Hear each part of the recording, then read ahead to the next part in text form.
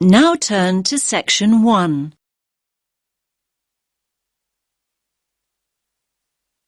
You will hear a man talking to a receptionist at a hotel.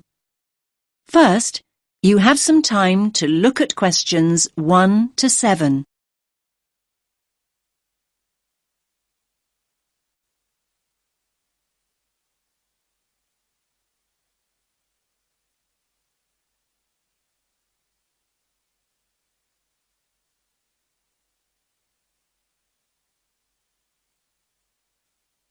Listen carefully to the first part of the conversation and answer questions 1 to 7. Good evening, sir. Do you have a reservation? Yes, let me just check I've got everything. Sorry. Yes, a reservation.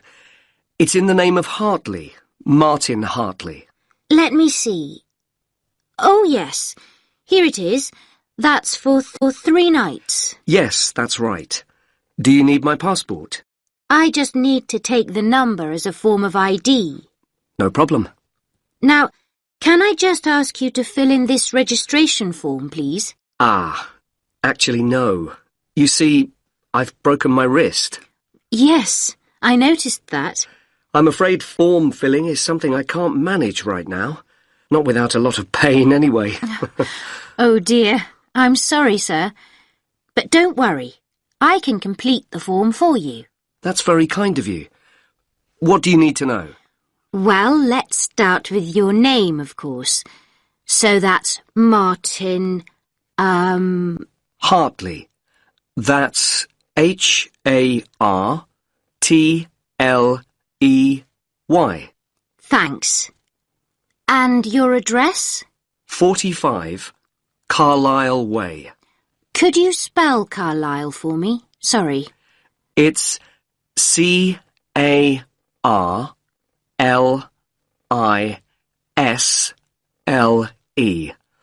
You don't pronounce the S. Carlisle Way. And that's in Lewes. Lewes. And is there a state? I don't think you have states in the UK. No, we have counties. It's East Sussex. Sussex is with double S. The postcode is LW4 6AU. Do you want my phone number? Actually, no. We contact people by email now. Ah, yes. And send me lots of advertising too, I suppose. My email is hartleynitram@yahoo.co.uk. Sorry. A bit slower, please. Hartley, my surname, then Martin backwards, NITRAM. That's all one word. And all lowercase? That's right. No capitals. At yahoo.co.uk. Thank you very much, Mr. Hartley. And could you give me your passport now, please? Thanks. You can have that back now. And that's for 3 nights, so checking out on Sunday morning? OK. You're in room 16. That's on the first floor, overlooking the courtyard. Here's your key. Would you like somebody to take your bag? Now you have some time to look at questions 8 to 10.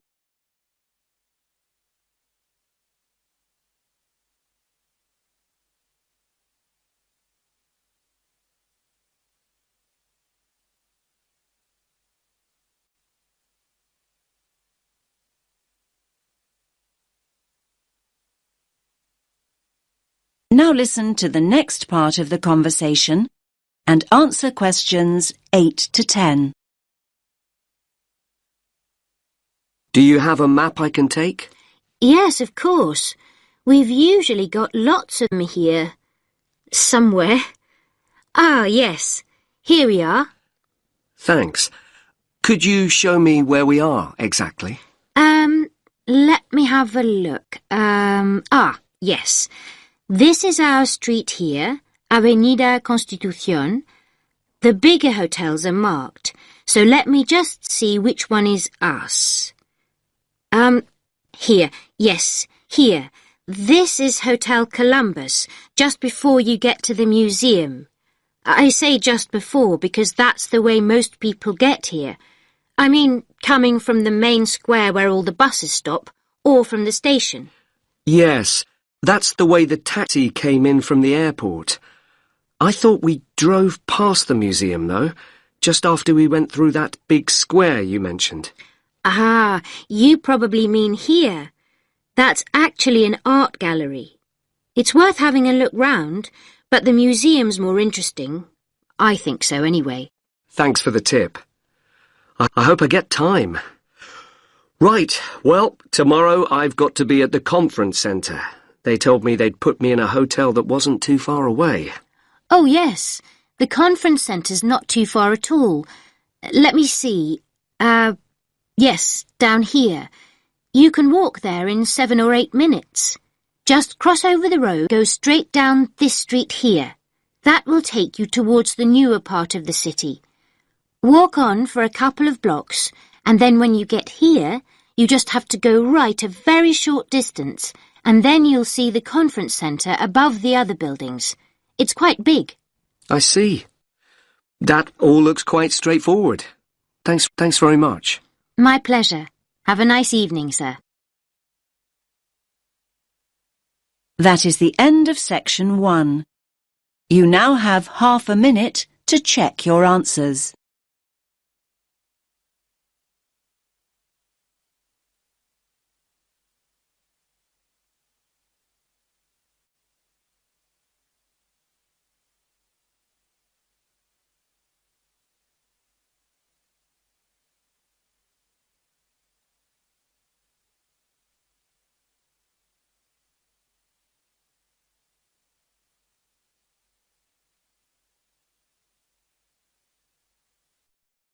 Now turn to section 2.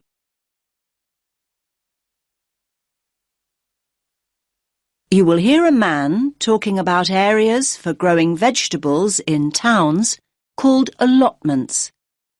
First, you have some time to look at questions 11 to 14.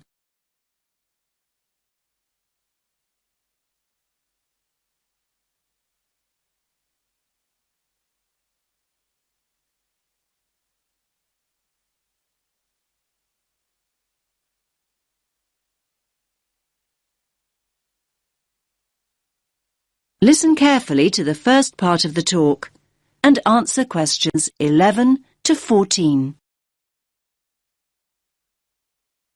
Good evening, everyone. I'm delighted to see so many of you. I was going to start by saying that more and more people are seeing the value of growing their own fruit and vegetables, but now I don't need to. First of all, let me say that whether you have a garden or not, there are all sorts of benefits to having a plot of land you can call your own, and it will give you a great sense of satisfaction. OK, let's assume you have a garden. Chances are it's small. Most gardens in cities are hardly big enough for a few pots of herbs and a couple of rows of beans. Now that's where allotments come in. A typical plot is around 250 square metres, big enough to feed the family for a year. Big enough, too, to grow a whole range of vegetables, fruit as well perhaps, not just cabbages and potatoes. Moving on to the social aspects of an allotment. How many people can say their garden is a meeting place? You might chat with your next-door neighbour every now and again, but allotments are notorious communal hives. There are usually between 10 and 30 plots on any allotment site, and they bring together people from all sorts of social backgrounds. Where else do you find a lawyer deep in conversation with a lorry driver? There's often a great sense of camaraderie, with initiatives to involve the wider community, including the less able, the retired, and the unemployed. In urban areas nowadays, people may have a tiny yard or a balcony, but it's not a garden. An allotment is a huge recreational asset for anyone in that situation. First of all, there's the exercise. Renting an allotment costs around £30 a month. That's generally a lot cheaper than joining a gym. Then there's the involvement with nature. Watching seeds grow into mature plants gives so much pleasure and such a sense of achievement. Spending time outside in the fresh air boosts our mental as well as physical well-being. And one more thing. Don't forget allotments are also an enormous benefit to the environment. They provide invaluable green space in our ever more clogged-up towns and cities, making them more sustainable and appealing to live in. These spaces provide a habitat for wild plants, birds, insects, and occasionally bigger animals. What's more, locally grown food doesn't have to be transported long distances, and that helps to reduce road traffic and hence pollution. Now you have some time to look at questions 15 to 17.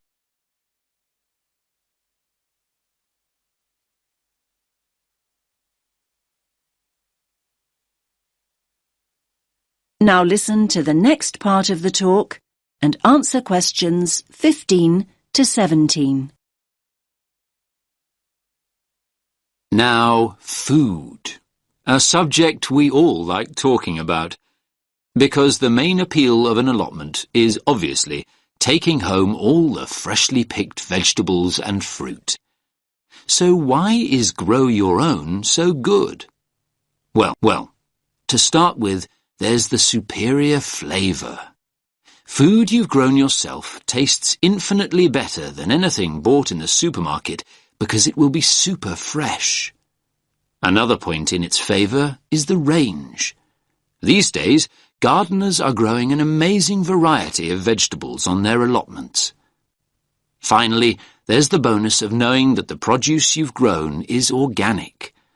You know that what you're eating wasn't grown on an industrial-scale farm or sprayed with large amounts of pesticides.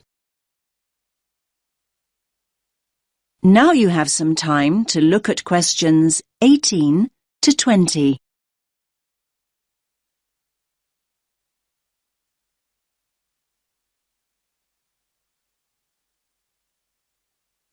Now listen to the next part of the talk and answer questions 18 to 20. Now I'm going to show you a typical allotment from the site closest to here on Finley Road. Let me just get this image up. That's it. Can everyone see? So, as you can see here, each plot has a fence around it and its own gate. Between the beds are grass walkways. That means you can walk in and around comfortably and not get your boots too muddy. There are soil beds on either side. This plot, in fact, has two smaller flower beds opposite a much larger area for vegetables.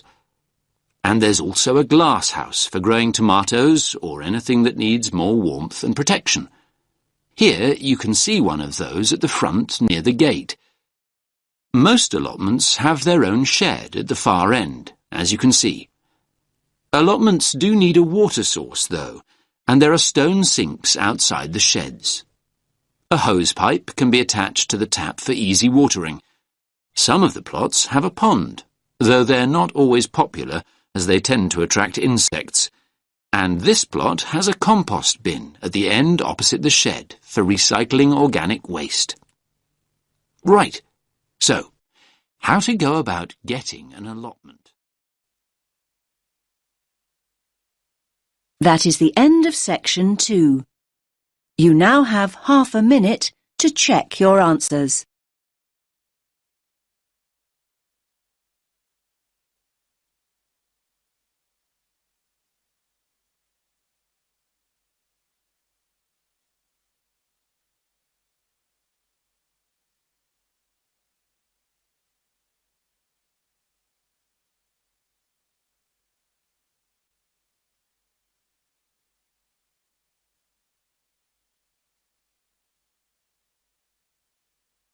Now turn to section 3.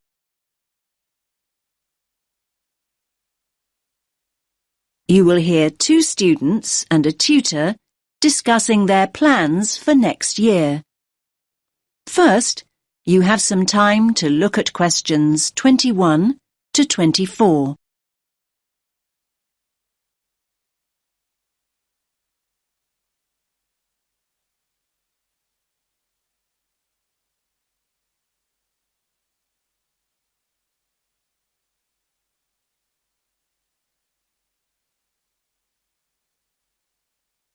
Listen carefully to the first part of the conversation and answer questions 21 to 24. Hi, Mark. How's it going? Oh, hi, Lily. I'm okay. Have you decided what course you're going to apply for then? Yes, illustration. I've already applied to one college, actually. I didn't even know there were places that did just illustration. There aren't many. Most combine it with other areas like painting and graphic art. Unfortunately, there are no courses in London, so I've opted for Birmingham. Birmingham? I'm not sure I'd want to study there. Well, from what I've heard, you're thinking of not studying anywhere, Mark. Look, I haven't made any decisions yet, but I'm wondering what the point of carrying on at art school really is. I mean, why not just get a studio and paint? Aren't you enjoying art school now, then? Yes, I am, but this is a foundation course, isn't it?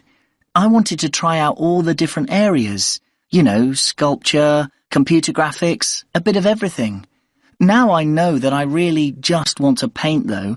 I may as well get a studio and do it. There's nothing more for you to learn, then. I didn't say that. This isn't all about a fear of being rejected, is it? I mean, I know you hate applications and interviews and so on. You're not looking for a way out of all that, are you? No, of course not. I'm no more scared of rejection than anyone else. I mean, people not buying your work, that's real rejection, isn't it? Now you have some time to look at questions 25 to 30.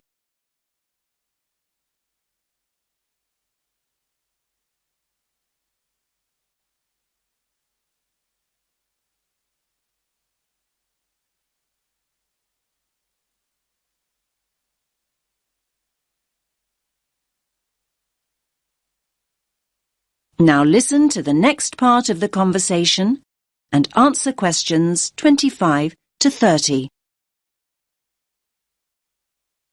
Hi, do you mind if I join you? We were talking about next year and applying for courses. I couldn't help overhearing. What's this all about then, Mark? Is it true that you're thinking of not continuing at college? I'm looking at other options, yes. I've been reading about artists who claim there's no real advantage in learning formally. There's this Scottish guy who just went to Paris and got a studio. He's doing really well now.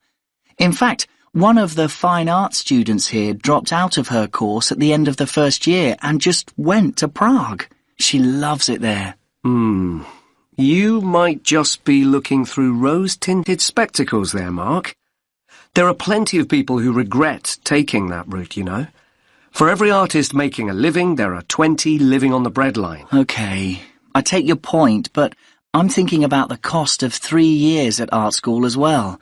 Apart from the actual fees, there are all the living expenses. Students are running up at least £30,000 debt by the end of their course. So, this studio you're planning to get, I take it that'll be free then? If you're contemplating working in Paris or Prague, won't that cost practically the same over 3 years? Maybe, but I'd be selling my paintings, wouldn't I? In fairness, Mark, very few artists start selling work just like that. Yes, but will studying for another 3 years mean that I will definitely be able to sell my work? It won't guarantee it, but it'll make it more likely. In my opinion, anyway. Remember that there are plenty of artists who make their name while they're studying. Art schools put on end-of-year exhibitions, and influential people regularly come in looking for talent. Your work is showcased in a way that just won't happen if you're working in isolation. Yes, I do see all that. I'm just not convinced. I sometimes question the value of a creative course, full stop. I mean, I often feel almost guilty when I tell people that I'm studying art. I see this look on their face as though they think I should be doing something more useful. I feel that if I get a studio and start working, at least I'd be paying my way. I think the key factor here is that being at art school exposes you to critical appraisal.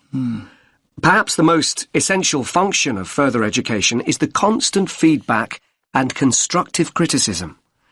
It's essential to personal development, no matter what the field is. Yes, we all know artists who paint as a hobby, people who've been doing it for years.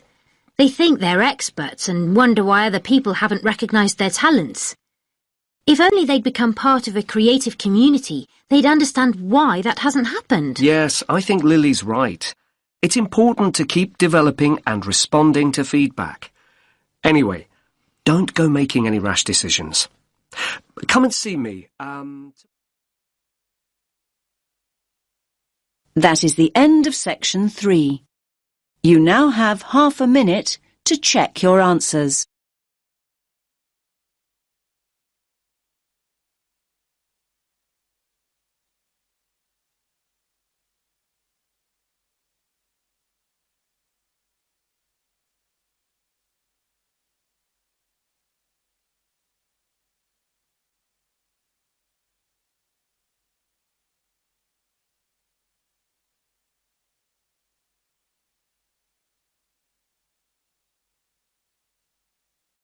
Now turn to section 4.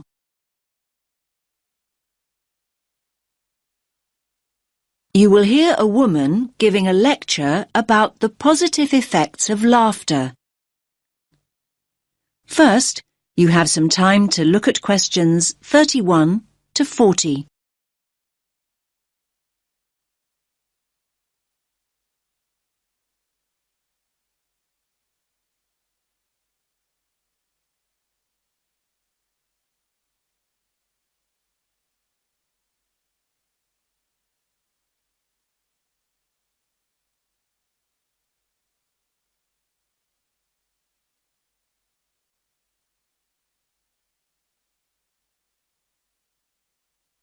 Listen carefully to the lecture and answer questions 31 to 40.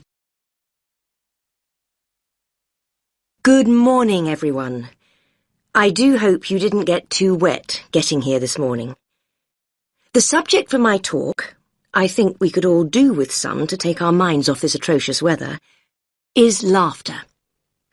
The laughter I want to look at is specifically related to psychological therapy and the treatment of physiological disorders, something we've been looking at over the last week or so. Now, when we start talking about psychological therapy, laughter isn't something that immediately springs to mind. Therapy is a serious business, and it's generally approached with an appropriate degree of seriousness. After all, people seek treatment and enter therapy for serious reasons.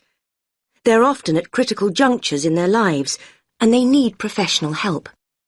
The question is, how is it that laughter can be such a vital part of the therapy process? It's normally identified with humour, and thus generally deemed appropriate only in lighter, more frivolous circumstances, when it's acceptable to find a situation funny. Perhaps this is why so many people in the medical world feel that laughter's frequently misunderstood and undervalued as a cathartic, healing process. Now, humour certainly is one trigger for laughter, but it isn't the only trigger. If we take as a starting point the fact that laughter is a physical process that releases emotional pain, it follows that stress, anxiety and tension may prompt the same response. Psychologists frequently point out that humans don't laugh because they're happy.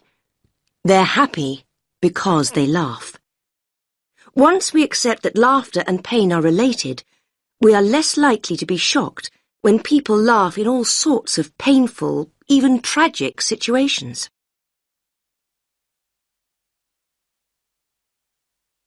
Cathartic psychotherapy utilizes laughter as an essential medium for healing emotional pain.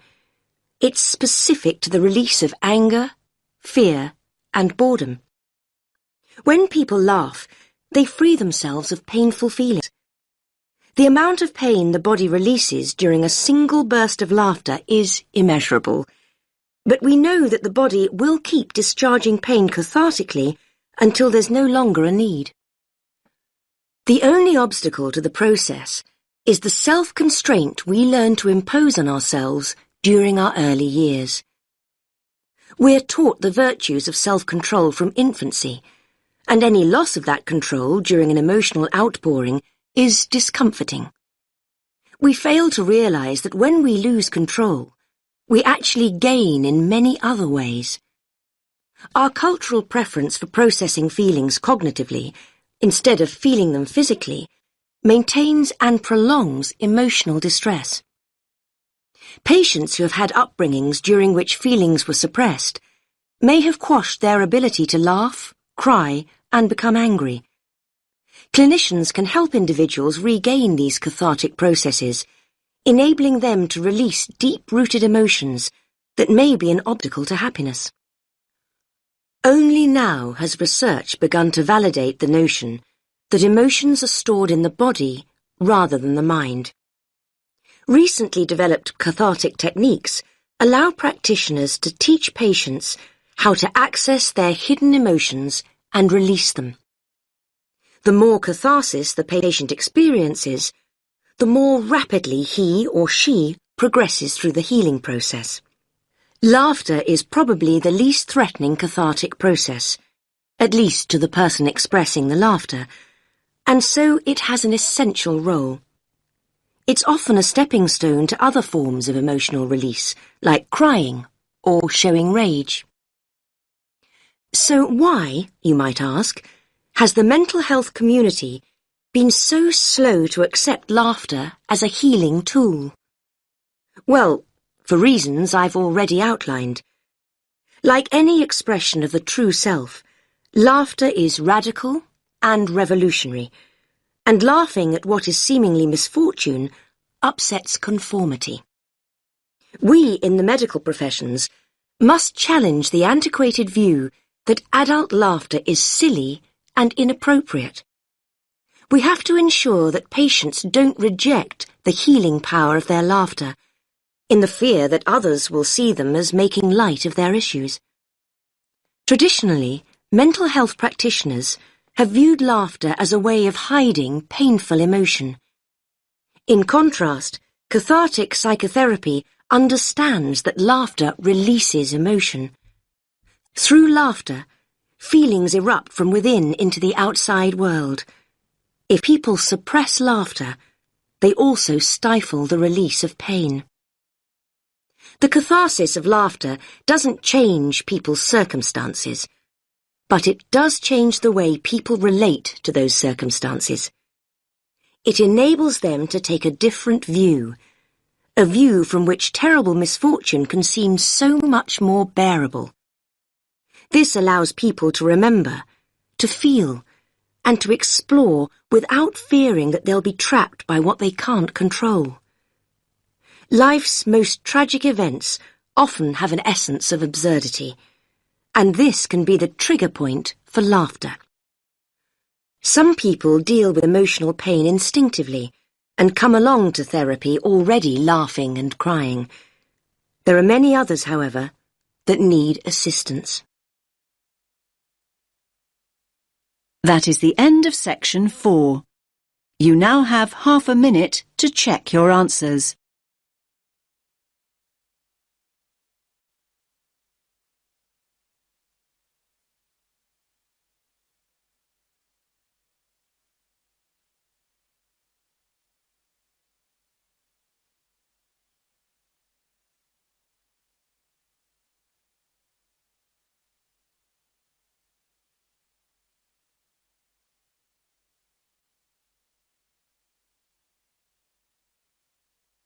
You now have 10 minutes to transfer your answers to the answer sheet.